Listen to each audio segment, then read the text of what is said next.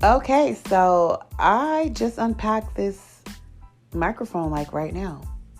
Yes, I am in the process of moving and I finally found my microphone. So I'm ready to drop a episode. You guys miss me? Anyhow, let's drop this intro so we can get into it, you guys. Welcome to Lovespell's podcast.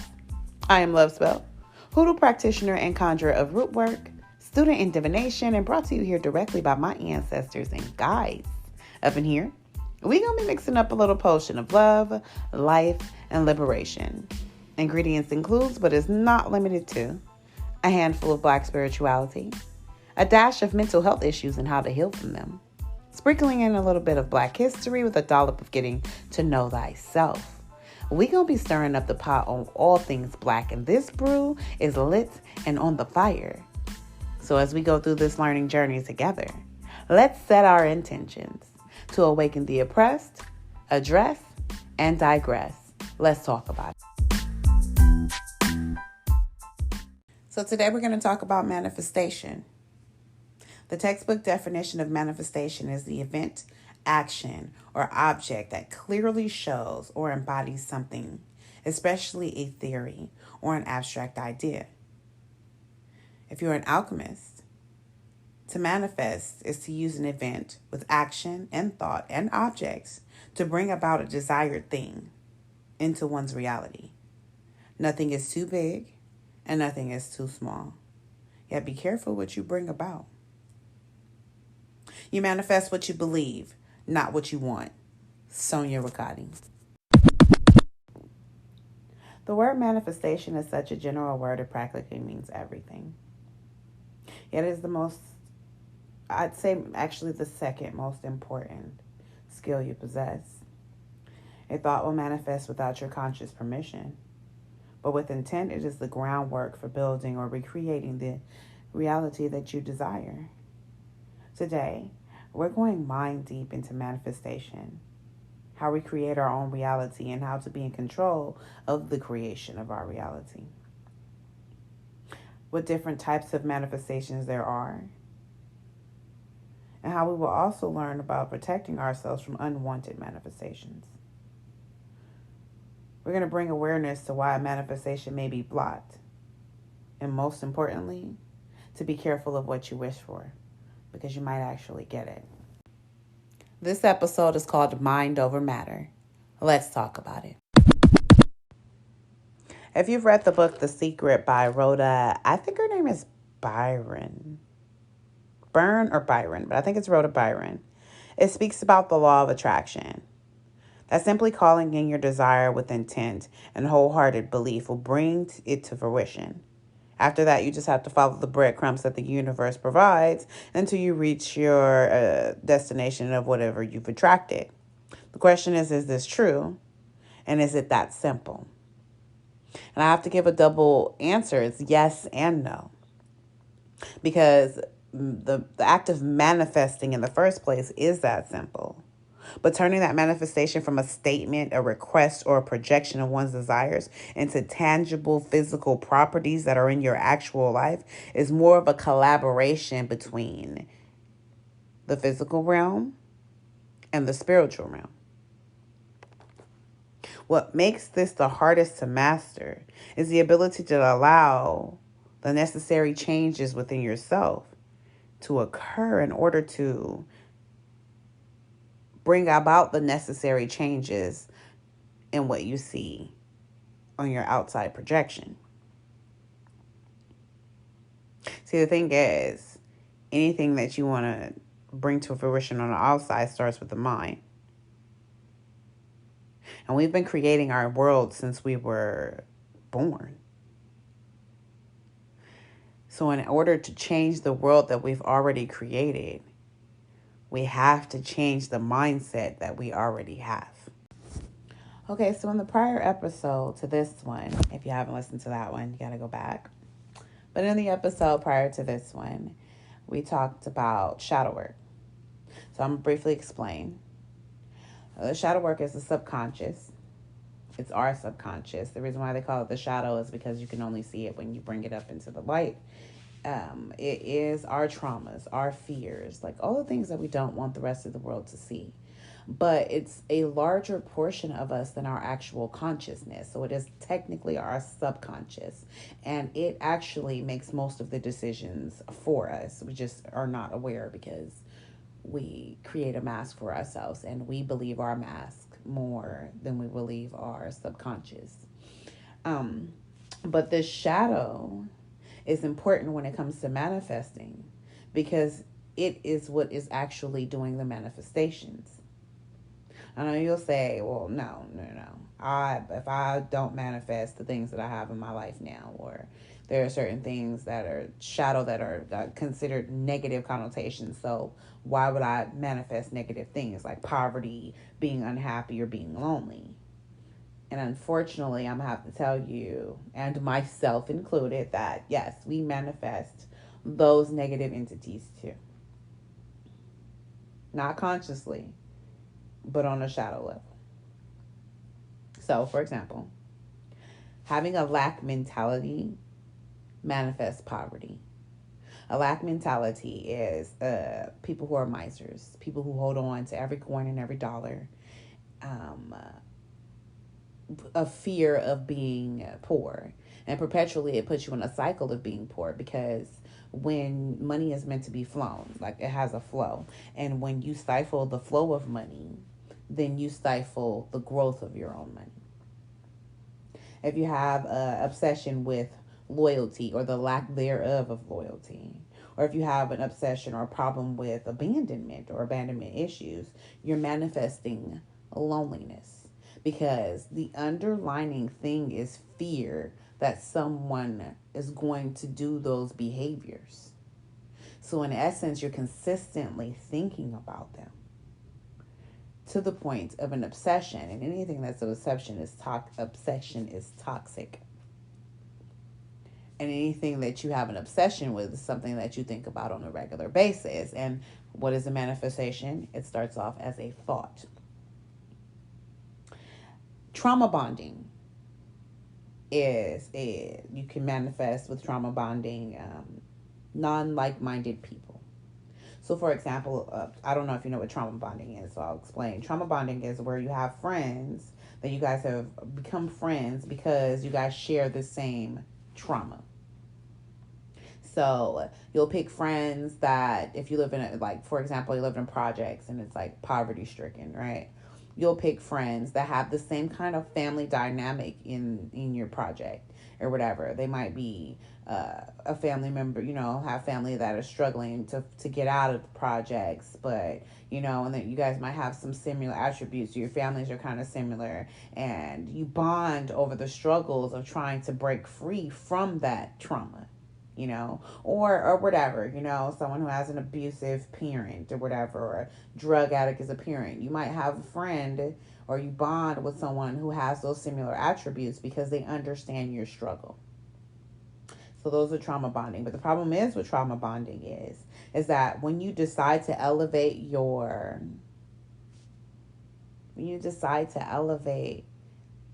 life, those bonds get broken. So when you hold on to those bonds, you start to manifest people who have the same reoccurring problems all the time. And then the problem is that you can't elevate with those people because they're not for elevation. They're for where you are at. They're for the trauma that you are in that direct time. Once you get past that, those people can't go with you. Also, holding on to resentment, not forgiving people, or having the inability to collaborate, you'll start to manifest people who take advantage of you, people who steal, people who you can't trust, because it's something that you continuously keep on your mind, or you create, like I said, an obsession with it.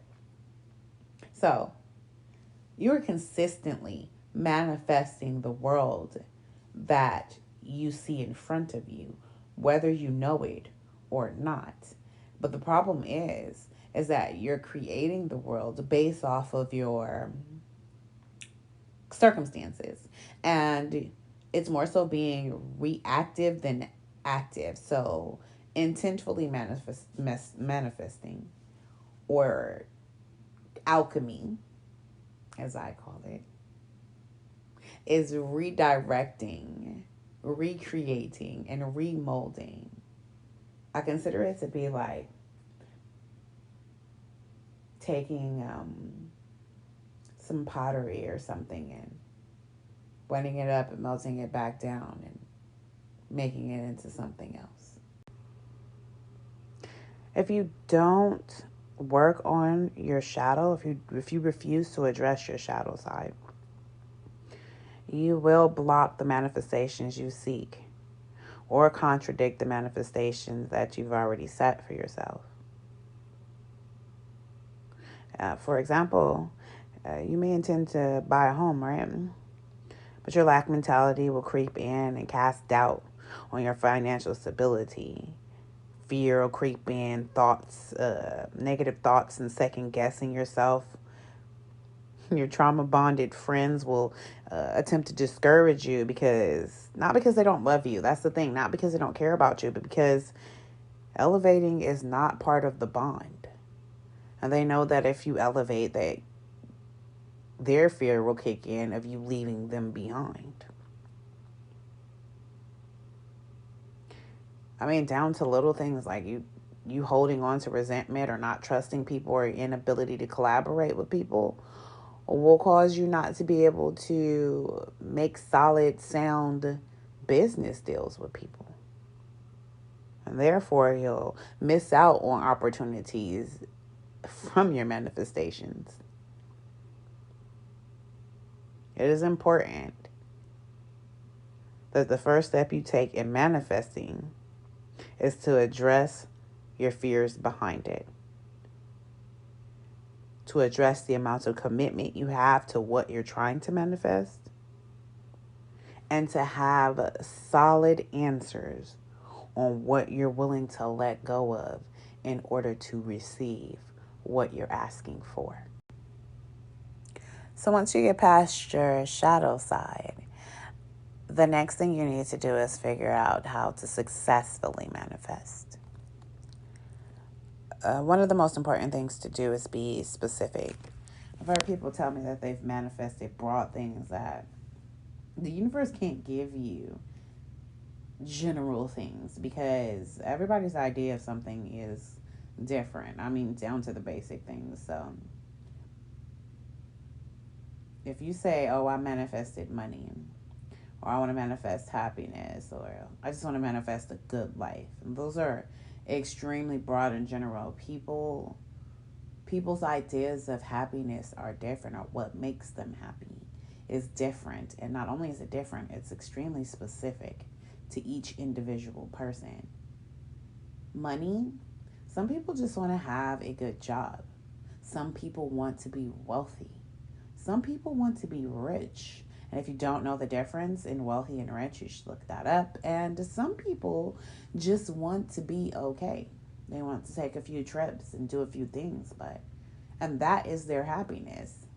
So you have to be specific on what it is that you want and what it is that you believe that you can have.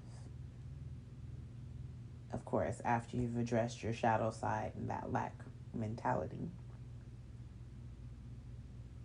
So when you're asking the universe for something like money, and you gotta be specific, what you should be intending to put out there is what kind of the amount of money that you're looking to. And I don't mean by a specific number, but I mean like, okay, I want to, like, if you want a good job, for example, I want a good job. I just want a good job where I make, well, what's a good job? Like, what kind of job do you want to work in? What will be fulfilling to you? Something that you can go to all the time. Because yes, I can come and bring you a job that makes the amount of money that you're looking for, but it's hard labor. And it's something that you're unhappy with, So you have to be specific on what type of employment you want. How much does that employment going to make? And if you're not looking for employment, are you looking for entrepreneurship? Do you want entrepreneurship where you're in a blue collar situation where you're selling something, or you're making something, or you're doing something with your mind, or physical labor? What is it that you want to make money doing? And then, of course, how much money do you want to make? You have to be realistic about those things, because you can ask for money and the universe will drop you a little lump sum, and that'll be the end of it. You can continuously be trying to remanifest and remanifest and remanifest and up the ante a little bit, and those are small ploys. So think long term, think specific, and think big.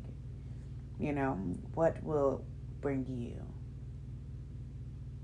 what you're looking for? Happiness is extremely broad, and everybody's idea of happiness is completely different. So really, you would have to think of the things that make you unhappy, or why you're unhappy with the life that you have already. And then you would have to go and manifest specific changes in those items. And see, that's a bigger thing that takes longer over time. So manifesting is not just picking something and saying, I want that. It's not like going to the store and being like, I want an iPhone, which you can manifest an iPhone too. You can manifest, your nails down, your toes, or whatever, if that's what you want to do. But when you're talking about the big stuff, you have to take the time and really look at what it is that is the challenge. What is it that you're looking to change? And then you have to be specific on what you want to change, how you want it to change, how you want it to feel. Because that gives you the belief that you need in order to bring it to fruition. The universe is not going to guess for you. If you don't know, the universe doesn't know either.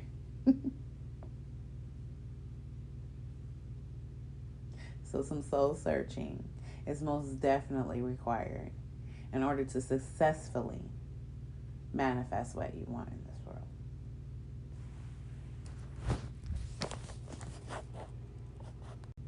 You can manifest whatever you want. You can manifest something as small as an iPad or something. You can manifest something as big as a whole new life. Now here's the catch. The bigger the manifestation, the deeper the change within you. And on the surface, that sounds great. Like, oh yeah, I can change. And the truth is, no. It's the hardest thing you'll ever have to do. Because most people don't think that they need to change in order for the world around them to change. Like, most people think that they are doing the right thing. Like, that they are, I wouldn't say perfect, but that nothing's wrong with them. And that maybe they're just not putting in enough work physically to get what they're looking for. And I just need to work harder. Or I just need to, believe a little more. But there's like deeper things going on that is causing the lack of manifestation in your life. And what happens is when you start asking for big change, it comes to you, but not in the way that you want it to come to you. So when you ask for wealth, for example, you set out your intentions, and I mean, you make it specific. You do all the steps that I said before. You make it specific, and you say, I want to be wealthy, and I want to be in this business, and I want to make this type of money, right? So you've got this idea, right? Boom, you've set your intention, and you put it out into the world, however you've done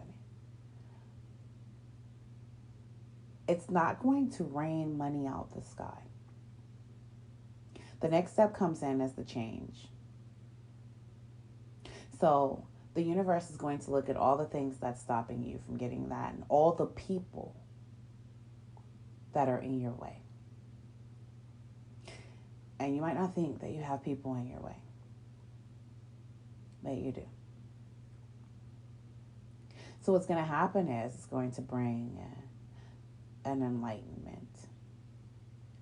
If you know anything about divination and tarot, it's called a tower moment. I don't know what you would call it in something else, but it's basically a shakeup.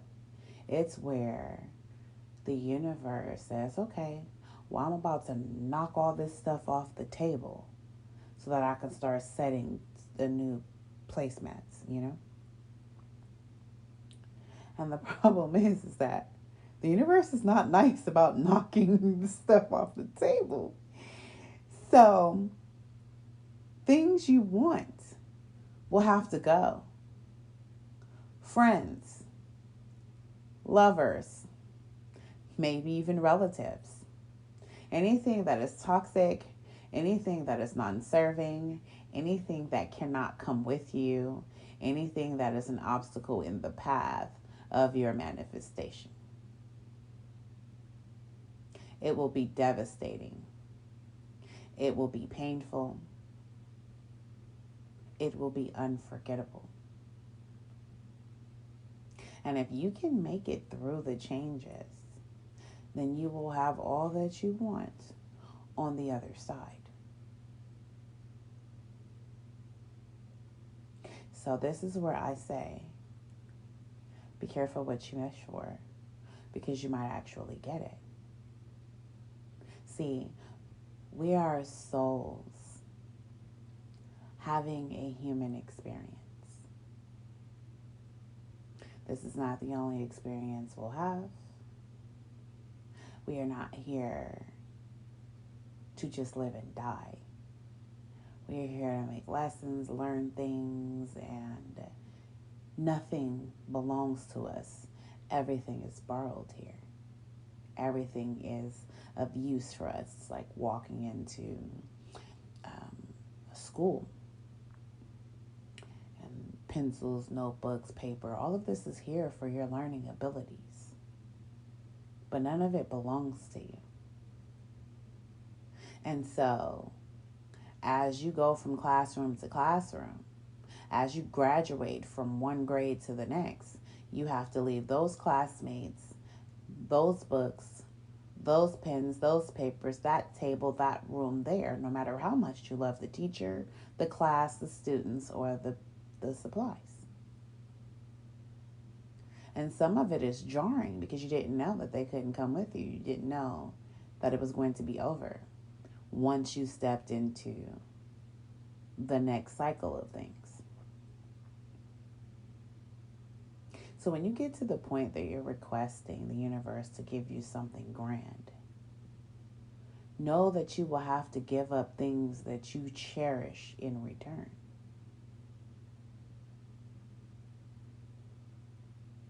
Nothing or anyone belongs to you, but everything is yours. So for the most part, there are no rules to the way in which you must manifest something. And if someone tells you that you have to do it this way or you have to do it that way, that is totally untrue. Remember, we are alchemists of this world, and we create whatever we want inside of here. So, really, the best way to manifest is whatever feels good to you, because your intuition is telling you exactly what to do. You don't need a textbook to do it. But there are different ways that people have manifested things that have worked. So, the first one that I know about is called scripting. There's 2 different ways you can script. Usually it requires some kind of, you can get like a notebook, and you can make it solely your manifesting book, or even sheets of paper, whatever is comfortable for you. But you write down what you want, and like as if you already have it, but within gratitude.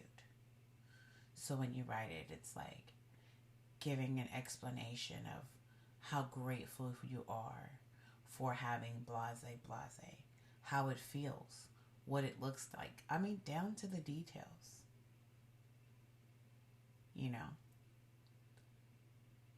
very, very intricate and entailed and direct to the universe. And, you just spill it all out there.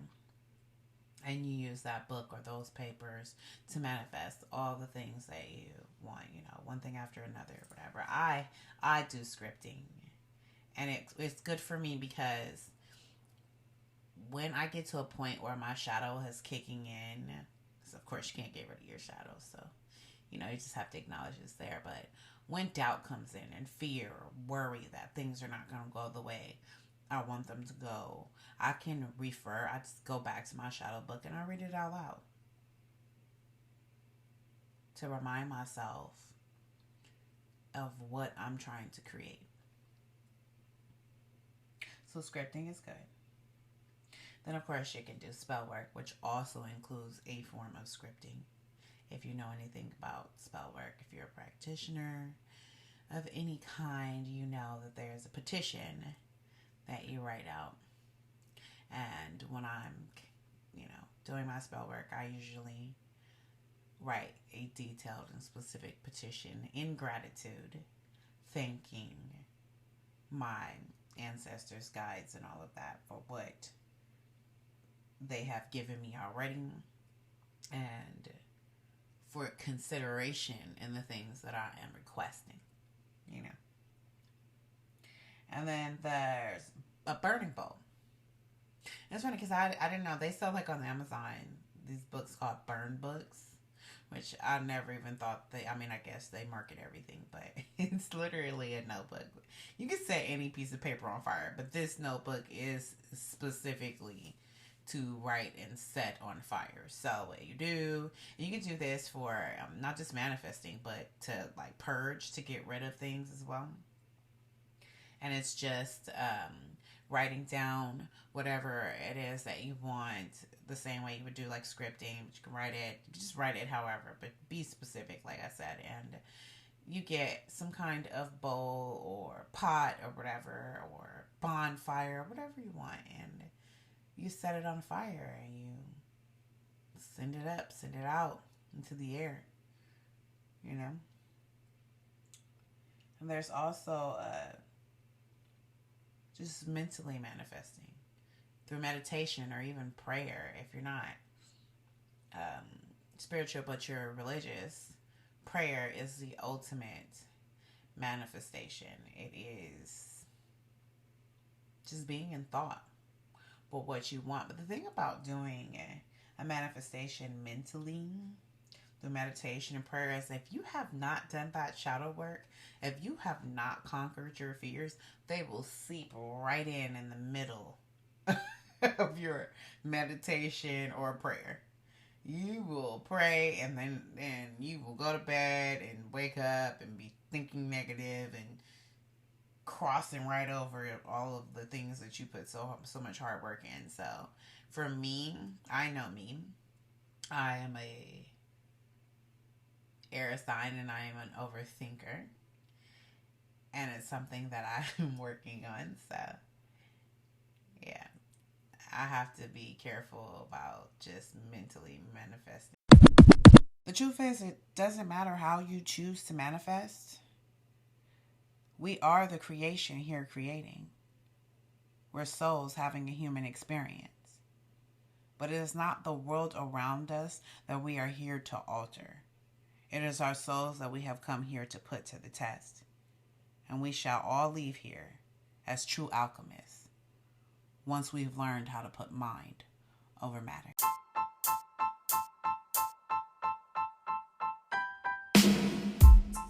You've been listening to Lovespell's podcast. I am Lovespell, giving you gratitude and appreciation for your listening ear.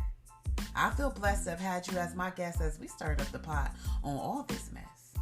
We've awakened the oppressed, addressed. Now it's time to digress. I'll be talking off your ear on the next episode. Bye for now.